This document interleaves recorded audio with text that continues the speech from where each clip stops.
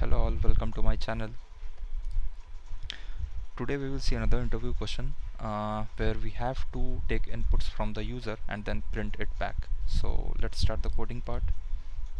I will create a new class and I will name it as read input. Check this main method, click on finish.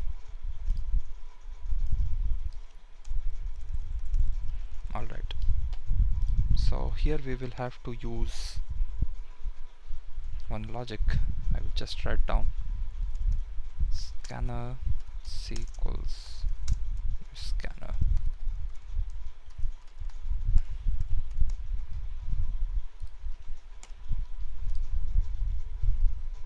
Just import scanner from java.util and let's say we will prompt the user to enter a value. Please enter the, let's say, word.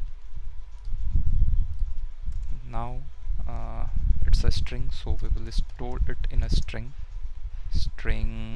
let's say str equals c dot next. So yeah, this is the method for that, and then we will reprint what the user has entered. The word is plus. Okay, let's check if this is working fine. I will just run this. You can see it's asking please enter the word. Let's say hello, and yeah, the word is hello. So yes, this code is working fine. So I will just comment this. Okay, so this is used to input string values, and if case the user wants to enter any numeric value, then we will have to use a different approach. So that will be let's say we will prompt the user please enter the number, and we will store it in an integer type.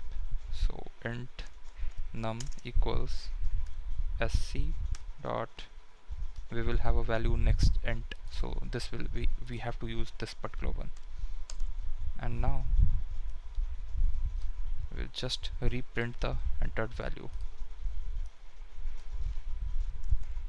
The number is here, just replace it with